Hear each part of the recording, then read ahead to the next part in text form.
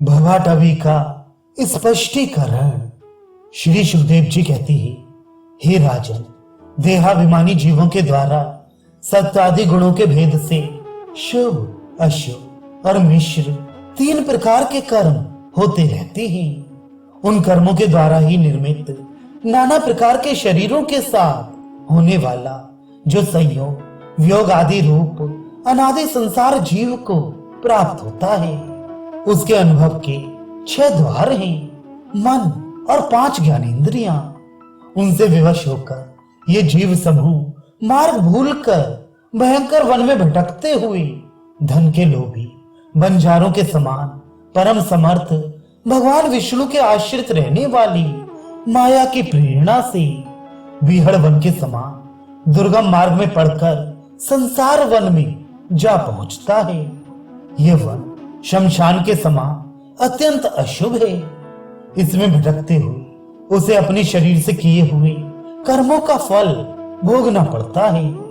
यहाँ अनेकों विघ्नों के कारण उसे अपने व्यापार में सफलता भी नहीं मिलती, तो भी यह उसके श्रम को शांत करने वाले श्री हरि एवं गुरुदेव की चरणारविंद मकरंद मधु के रसिक भक्त भ्रमरों के मार्ग का अनुसरण नहीं करता।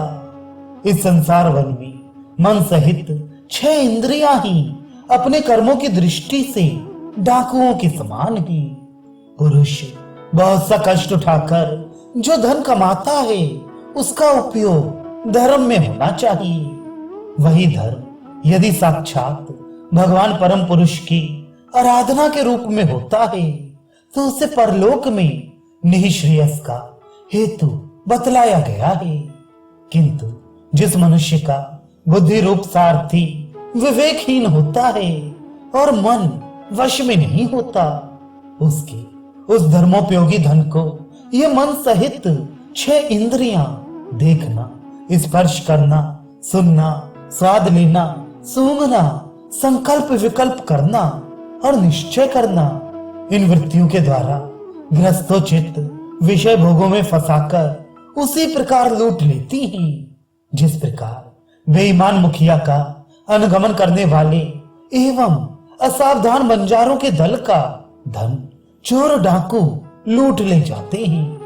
यही नहीं, उस संसार वन में रहने वाले उसके कुटुंबी भी, जो नाम से तो स्त्री पुत्र आदि कहे जाते हैं, किंतु कर्म जिनके साक्षात भेड़ियों और गीदड़ों के समान होते हैं, उस अर्थलोलुप कुटुंबी के धन को उसकी इच्छा ना रहने पर भी उसके देखते देखते इस प्रकार छीन ले जाते हैं, जैसे भेड़िए गड़ेरियों से सुरक्षित भेड़ों को उठा ले जाते हैं। जिस प्रकार यदि किसी खेत के बीजों को अग्नि द्वारा जला ना दिया गया हो, तो प्रतिवर्ष जोतने पर भी खेती का समय आने पर वह फिर झाड़ झंकार, लता और तृण आदि से गहन हो जाता है। उसी प्रकार ये गृहस्थ आश्रम भी कर्म भूमि है।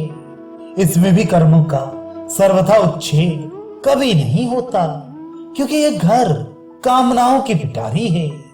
उस गृहस्थाश्रम में आसक्त हुए व्यक्ति के धन रूप बाहरी प्राणों को डांस और मच्छरों के समान नीच पुरुषों से, टिड्डी, पक्षी, चोर और चूहे आदि से क्षति पहुंचती रहती है। कभी इस मार्ग में भटकते भटकते ये अविद्या, कामना और कर्मों से कलुषित हुई अपनी चित्त से दृष्टि दोष के कारण इस मृत्यु लोक को, जो गंधर्व नगर के समान असत है, सत्य समझने लगता है। फिर खान पान और स्त्री प्रसंग आदि व्यसनों में फंसकर मृग तृष्णा के समान मिथ्या विषयों की ओर दौड़ने लगता है।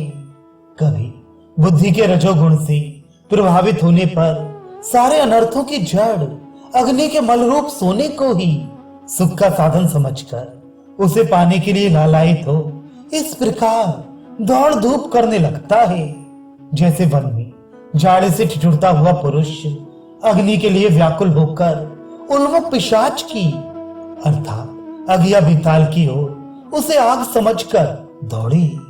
कभी इस शरीर को जीवित रखने वाले घर अन्न जल और धन आदि में अभिनिवेश करके इस संसार अरण्य में इधर उधर दौड़ धूप करता रहता है। कभी बवंडर के समान आंखों में धूल झोंक देने वाली स्त्री गोद में बैठा लेती है तो तत्काल रागांध सा होकर सत्पुरुषों की मर्यादा का भी विचार नहीं करता। उस समय नेत्रों में रजोगुण की धूल भर जाने से बुद्धि ऐसी मलिन हो जाती है कि अपने कर्मों के साक्षी दिशाओं के देवताओं को भी भुला देता है। कभी अपने आप ही एक आध बार विषयों का मिथ्यात्व जान लेने पर भी अनादिकाल से देह में आत्मबुद्धि रहने से विवेक बुद्धि नष्ट हो जाने के कारण उस मरुमारीच का तुल्य विषयों की ओर ही फिर दौड़ने लगता है। कभी प्रत्यक्ष शब्द करने वाले उल्लू के समान शत्रुओं की और परोक्ष रूप से बोलने वाले झिंगरों के समान राजा की अति कठोर एवं दिल को दहला देने वाली डरावनी डांट डपट से इसके कान और मन को बड़ी व्यथा होती है। पूर्व पुण्य क्षीण हो जाने पर यह जीवित ही मुर्दे के समान हो जाता है और जो कारस्कर एवं काकतुंड आदि जहरीले फलों वाले पाप वृक्षों इसी प्रकार की दूषित लताओं और विषैले कुओं के समान है तथा जिनका धन इस लोक और परलोक दोनों के ही काम में नहीं आता और जो जीते हुए भी मुर्दे के समान है उन कृपण पुरुषों का आश्रय लेता है। कभी असत पुरुषों के संग से बुद्धि बिगड़ जाने के कारण सूखी नदी में गिरकर दुखी होने के समान इस लोक और परलोक में दुख देने वाले पाखंड में फंस जाता है। जब दूसरों को सताने से उसे अन्न भी नहीं मिलता तब वह अपने सगे पिता पुत्रों को अथवा पिता या पुत्र आदि का एक तिनका भी जिनके पास दिखता है उनको फाड़ खाने के लिए तैयार हो जाता है। कभी दावा नल के समान प्रिय विषयों से शून्य एवं परिणाम में दुखमय घर में पहुंचता है तो वहां इष्ट जनों के वियोग आदि से उसके शोक की आग भड़क उठती है। उससे संतप्त होकर वह बहुत ही खिन्न होने लगता है। कभी काल के समान भयंकर राजकुल रूप राक्षस इसके परम प्रिय धनरूप प्राणों को हर लेता है तो यह मरे हुए के समान निर्जीव हो जाता है। कभी मनोरथ के पदार्थों के समान अत्यंत असत पिता पितामह आदि संबंधों को सत्य समझकर उनके सहवास से स्वप्न के समान क्षणिक सुख का अनुभव करता है। गृहस्थाश्रम के लिए जिस कर्म विधि का महान विस्तार किया गया है उसका अनुष्ठान किसी पर्वत की कड़ी चढ़ाई के समान ही है। लोगों को उस ओर प्रवृत्त देखकर उनकी देखा देखी जब यह भी उसे पूरा करने का प्रयत्न करता है तब तरह तरह की कठिनाइयों से क्लेशित होकर कांटे और कंकड़ों से भरी भूमि में पहुंचे हुए व्यक्ति के समान दुखी हो जाता है। कभी पेट की असह्य ज्वाला से अधीर होकर अपने कुटुंब पर ही बिगड़ने लगता है। फिर जब निंद्रा रूप अजगर के चंगुल में फंस जाता है तब अज्ञान रूप घोर अंधकार में डूबकर सूने वन में फेंके हुए मुर्दे के समान सोया पड़ा रहता है। उस समय इसे किसी बात की सुध नहीं रहती। कभी दुर्जन रूप काटने वाले जीव इतना काटते तिरस्कार करते हैं कि इसके गर्भ रूप दांत जिनसे ये दूसरों को काटता था टूट जाते हैं। तब इसे अशांति के कारण नींद भी नहीं आती तथा मर्म वेदना के कारण क्षण क्षण में विवेक शक्ति क्षीण होते रहने से अंत में अंधे की भांति ये नरक रूप अंधे कुएं में जा गिरता है। कभी विषय सुख रूप मधुकणों को ढूंढते ढूंढते जब ये लुक छिपकर पर स्त्री या पर धन को उड़ाना चाहता है तब उनके स्वामी या राजा के हाथ से मारा जाकर ऐसे नरक में जा गिरता है जिसका ओर छोड़ नहीं है। इसी से ऐसा कहती है कि प्रवृत्ति मार्ग में रहकर किए हुए लौकिक और वैदिक दोनों ही प्रकार के कर्म जीव को संसार की ही प्राप्ति कराने वाले ही। यदि किसी प्रकार राजा आदि के बंधन से छूट भी गया तो अन्याय से अपहरण किए हुए उन स्त्री और धन को देवदत्त नाम का कोई दूसरा व्यक्ति छीन लेता है और उससे विष्णु मित्र नाम का कोई तीसरा व्यक्ति झटक लेता है। इस प्रकार वे भोग एक पुरुष से दूसरे पुरुष के पास जाते रहते हैं, एक स्थान पर नहीं ठहरते। कभी कभी शीत और वायु आदि अनेकों आदि दैविक आदि भौतिक और आध्यात्मिक दुख की स्थितियों के निवारण करने में समर्थ न होने से यह अपार चिंताओं के कारण उदास हो जाता है। कभी परस्पर लेन देन का व्यवहार करते समय किसी दूसरे का थोड़ा सा दमड़ी भर अथवा इससे भी कम धन चुरा लेता है तो इस बेईमानी के कारण उससे वैर ठन जाता है। इस मार्ग में पूर्वोक्त विघ्नों के अतिरिक्त सुख दुख राग द्वेष भय अभिमान प्रमाद उन्माद शोक मोह लोभ मात्सर्य ईर्ष्या अपमान क्षुधा पिपासा आदि व्याधि जन्म जरा और मृत्यु आदि और भी अनेकों विघ्न हैं। इस विघ्न बहुल मार्ग में इस प्रकार भटकता हुआ वह जीव किसी समय देव माया रूपणी स्त्री के बाहुपाश में पड़कर विवेकहीन हो जाता है। तब उसी के लिए विहार भवन आदि बनवाने की चिंता में ग्रस्त रहता है तथा उसी के आश्रित रहने वाली पुत्र पुत्री और अन्य स्त्रियों के मीठे मीठे बोल चितवन और चेष्टाओं में आसक्त होकर उन्हीं चित्त फंस जाने से वे इंद्रियों का दास अपार अंधकार में नरकों में गिरता है। काल चक्र साक्षात भगवान विष्णु का आयुध है। वह परमाणु से लेकर द्विपरार्थ पर्यंत क्षण घटी आदि अवयवों से युक्त है। वह निरंतर सावधान रहकर घूमता रहता है। जल्दी जल्दी बदलने वाली बाल्य यौवन आदि अवस्थाएं ही उसका वेग है। उसके द्वारा वह ब्रह्मा से लेकर क्षुद्र अति क्षुद्र तृण पर्यंत सभी भूतों का निरंतर संहार करता रहता है। कोई भी उसकी गति में बाधा नहीं डाल सकता। उससे भय मानकर भी जिनका ये काल चक्र निज आयुध है उन साक्षात भगवान यज्ञ पुरुष की आराधना छोड़कर ये मंदमती मनुष्य पाखंडियों के चक्कर में पड़कर उनके कंक गिद्ध बगुला और बटेरे के समान आर्य शास्त्र बहिष्कृत देवताओं का आश्रय लेता है, जिनका केवल वेद बाह्य अप्रमाणिक आगमों ने ही उल्लेख किया है। ये पाखंडी तो स्वयं ही धोखे में है।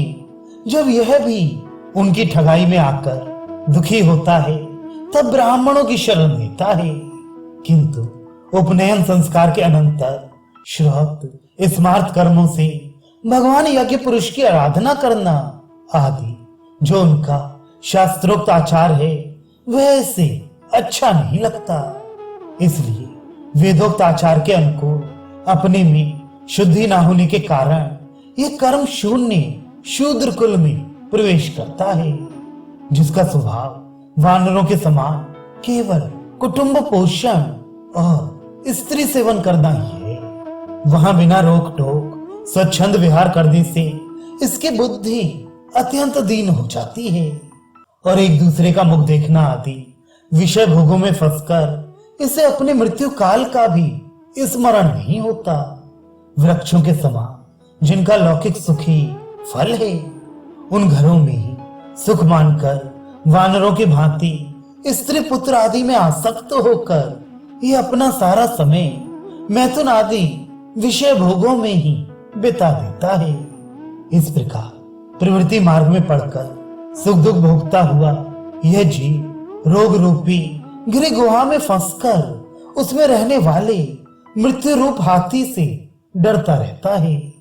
कभी कभी शीत वायु आदि अनेक प्रकार के आदि दैविक, आदि भौतिक और आध्यात्मिक दुखों की निवृत्ति करने में जब वह असफल हो जाता है, तब उस समय अपार विषयों की चिंता से खिन्न हो उठता है।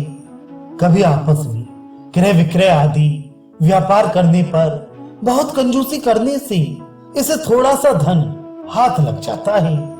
कभी धन नष्ट हो जाने से जब इसके पास सोने, बैठने और खाने आदि की भी कोई सामग्री नहीं रहती, तब अपनी अभीष्ट भोग न मिलने से यह उन्हें चोरी आदि बुरे उपायों से पाने का निश्चय करता है। इससे इसे जहां तहां दूसरों के हाथ से बहुत अपमानित होना पड़ता है।